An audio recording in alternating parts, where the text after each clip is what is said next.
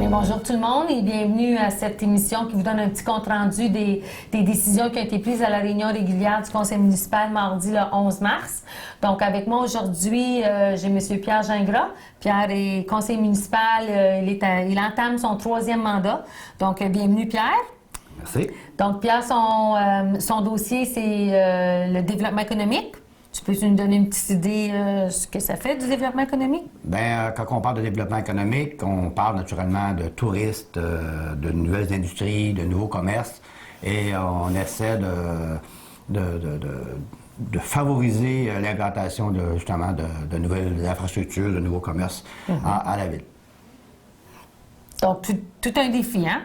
C'est ça, parce que c'est assez difficile de m'amener à certaines occasions d'apporter des nouvelles industries et de conserver ceux qu'on a aussi. Alors, oui, on a du travail à faire. Je suis certaine que vous allez bien réussir, M. Gingras. Merci. Donc, aujourd'hui, vous allez m'aider à donner un petit compte-rendu de notre réunion de mardi soir. Première expérience. Première expérience, non, et non la dernière. C'est bien ça. Donc, suite à l'approbation de la séance ordinaire, du compte-rendu de la séance ordinaire du 11 février, nous avions en développement économique, justement, l'entente de partenariat IDEC, tel qu'on vous avait mentionné le mois dernier et probablement le mois précédent aussi. Nous entamons une démarche avec la municipalité de Kippawa, les Premières Nations d'Eagle Village et les Premières Nations de Wolf Lake.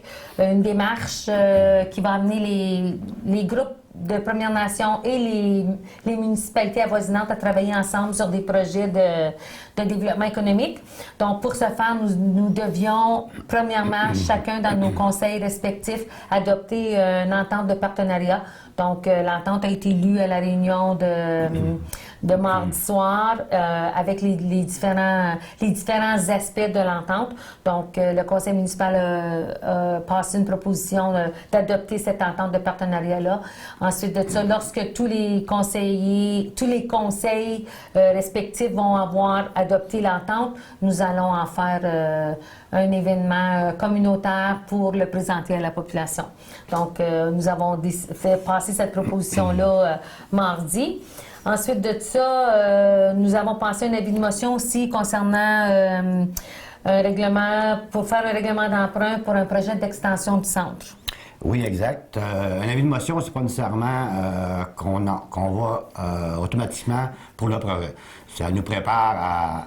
Parce que présentement, il y a une étude qui se fait pour un agrandissement au centre, une extension, parce qu'on sait qu'avec l'équipe des Titans, on manque d'espace aussi, parce qu'on a des clubs de filles de plus en plus qui font du patin, et on manque d'espace pour ça.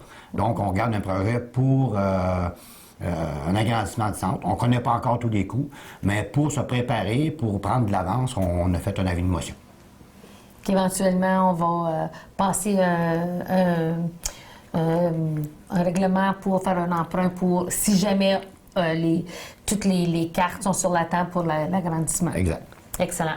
Nous avons aussi, au niveau des travaux publics, on se souvient, le mois dernier, nous avions passé une résolution autorisant le directeur des travaux publics d'aller en soumission pour la fabrication d'agrégats ou la fabrication de concassés. Donc, les soumissions ont été ouvertes au début de la semaine. Donc, si vous voulez nous donner les résultats, M. Gingras. Oui, on a demandé une soumission pour environ 20 000 tonnes de gravier de différentes grosseurs. Et on a eu en liste plusieurs compagnies qui ont soumissionné. On a ça vaut entre 58 000 et 174 000, le même contrat. En tout cas, finalement, le conseil a décidé d'aller avec le plus bas. Puis après vérification avec les contrats que cette compagnie-là avait ailleurs, qui était une bonne compagnie, ça fait longtemps qu'elle est en place, et qu'on a donc décidé d'aller avec cette compagnie-là, qui est 90-45-24-91 Québec Inc., pour un montant de 58 683,24. Donc, je pense que ces travaux-là devraient se faire là, aussitôt que la température le permet aussi, là, printemps, début été. Exact. Donc, ensuite de ça, nous avions aussi passé un avis de motion aussi concernant un règlement pour le projet d'asphaltage du chemin Kippawa. Oui, on a un projet qu'on avait déjà parlé d'ailleurs, Oui. qu'on avait même décidé au budget de faire du pavé de recouvrement d'asphalte qui part de Thème-Rose et qui se rend jusqu'à la halte routière chez M. Marinier. C'est le bout qui n'a pas été fait. Alors ça, c'est dans le projet. On a aussi une continuité de la piste cyclable. Vous savez, entre le tunnel, là, pas loin de Tembec, un tunnel que les motoneiges avaient installé, à partir de cet endroit-là, pour se rendre jusqu'au la route 100. C'est bien, la 101? Oui. Oui. Pour ça. Oui. Et aussi, on a à se préparer pour une valve comment on appelle ça encore? Modification de l'aqueduc sur la rue de la Montagne. C'est qu'on doit grossir une valve pour permettre, s'il y a des nouveaux développements dans le coin, exemple, un nouveau projet comme un marché d'alimentation, pour être capable de les suffire. Alors ça, c'est dans la ville de motion qui a eu lieu. Excellent.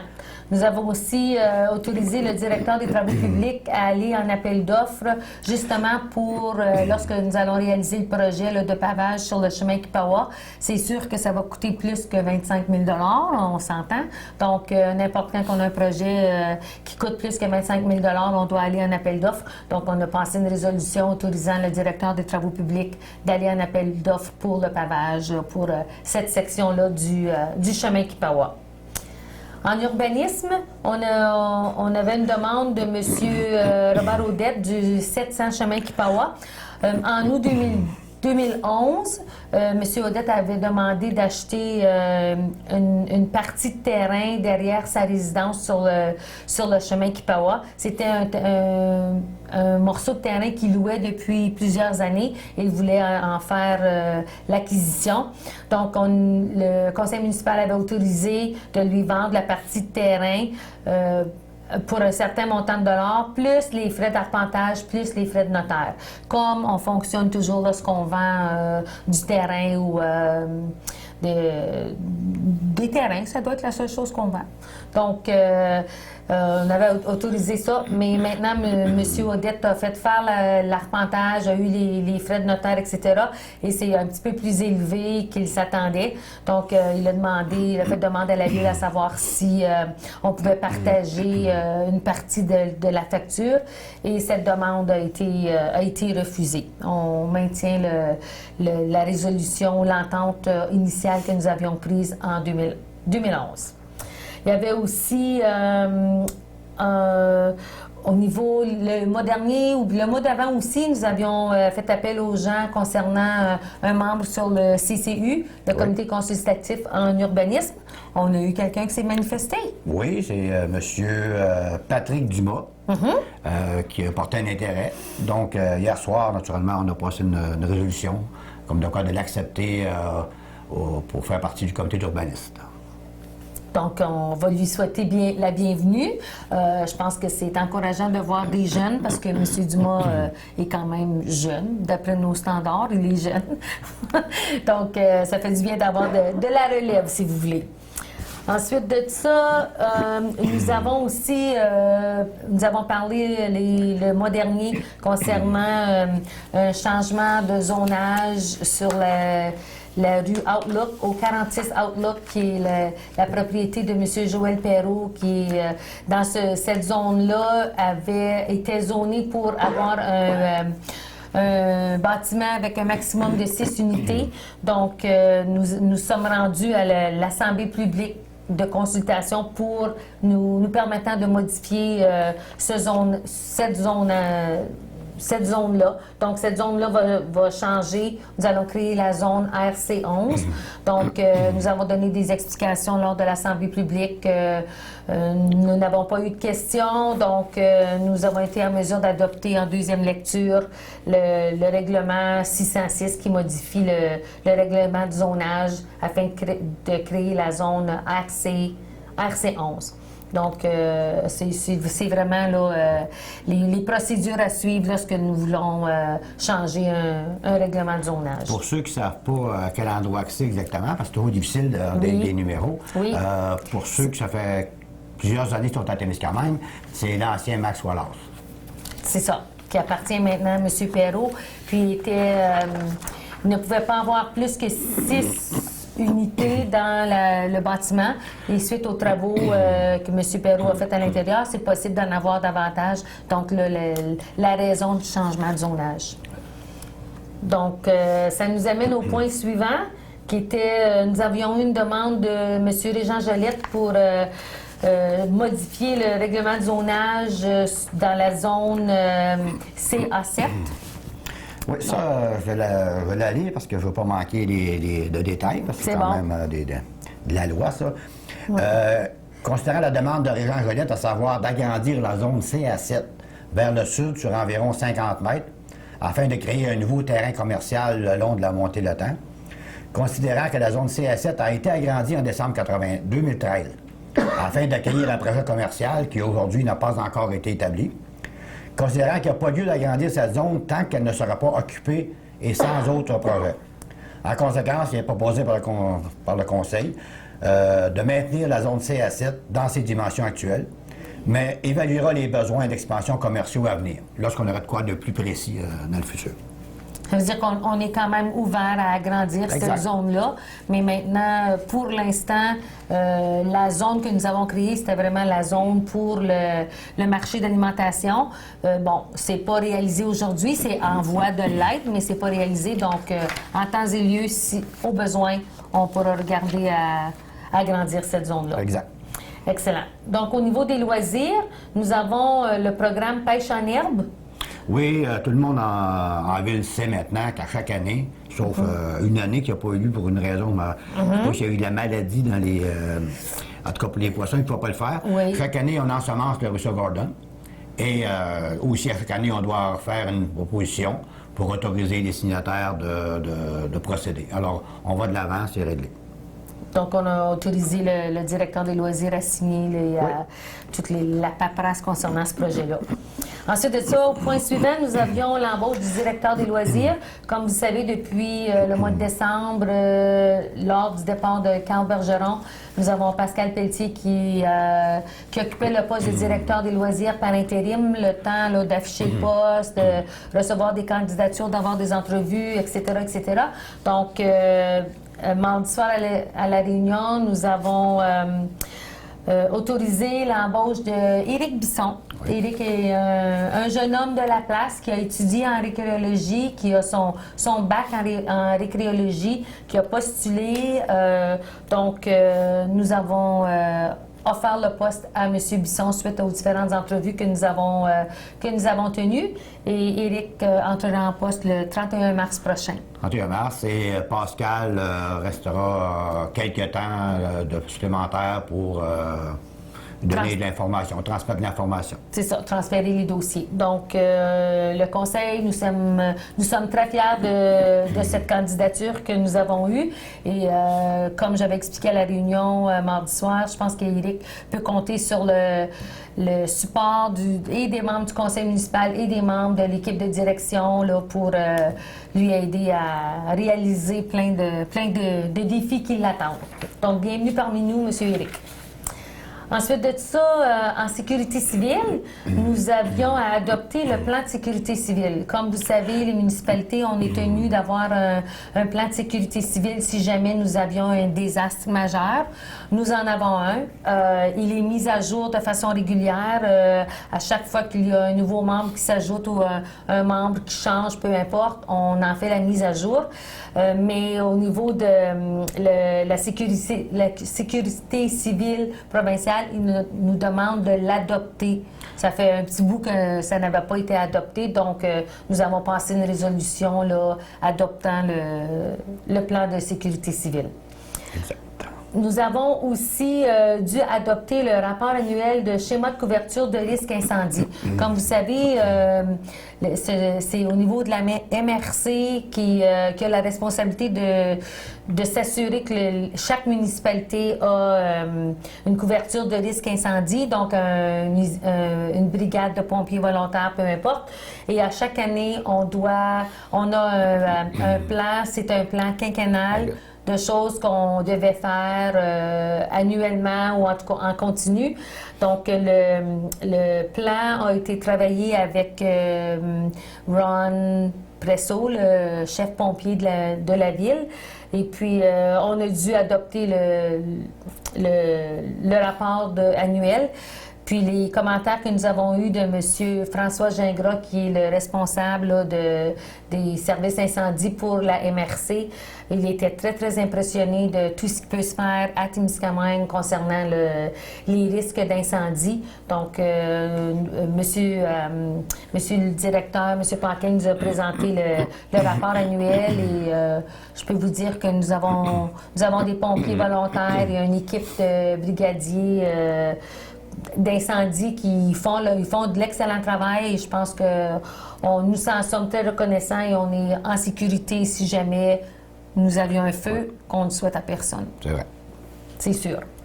Ensuite de ça, en administration, nous devions approuver la liste des comptes à payer. La liste des comptes à payer pour le mois qui a été présentée à la séance de février. On avait les factures pour le mois de 381 000 des Landwatch.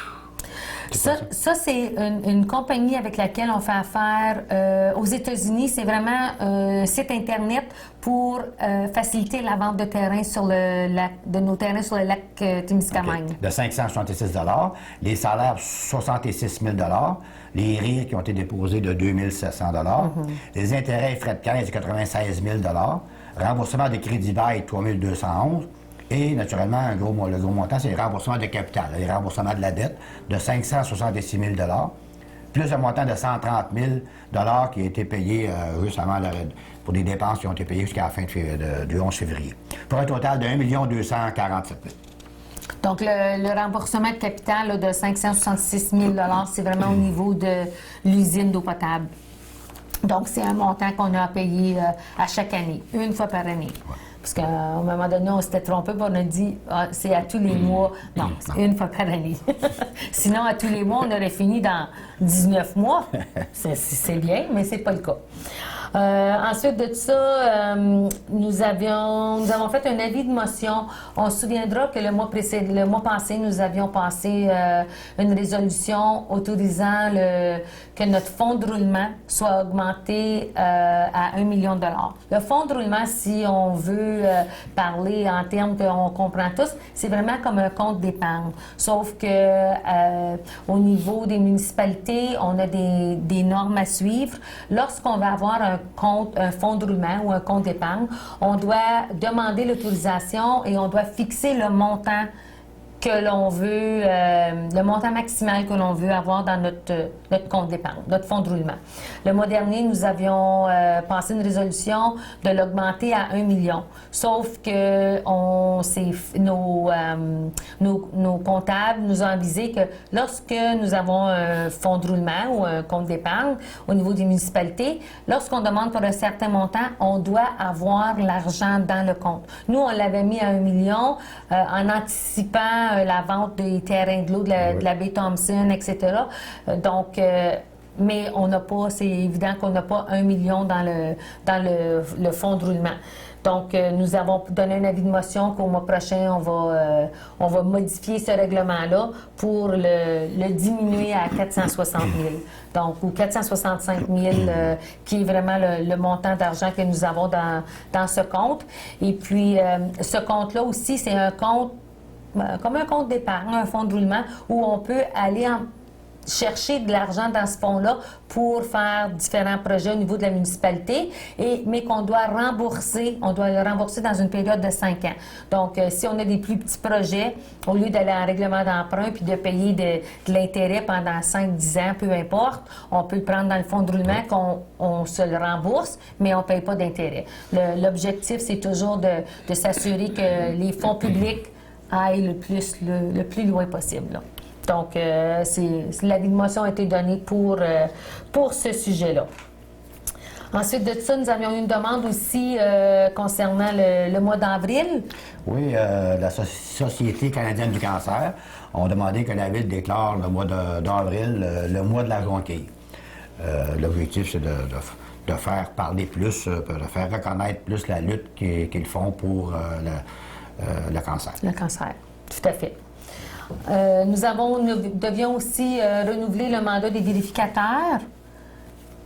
Oui, ça fait déjà, je ne sais pas combien d'années, mais de mémoire, ça fait très longtemps. Oui. C'est la même firme de vérificateurs qui font nos livres.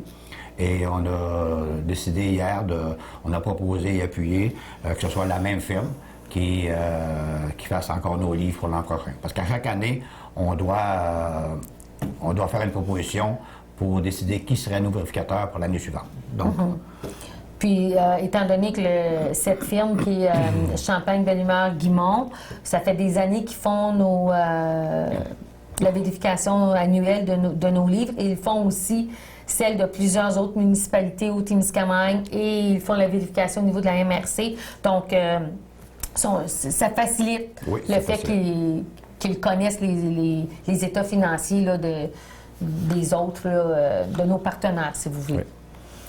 Donc, ceci a terminé la réunion régulière. L'information qu'on voulait vous donner concernant l'épicerie, parce que là, on a tous hâte de savoir là, ce qui se passe. Évidemment, le dossier chemine, il chemine bien.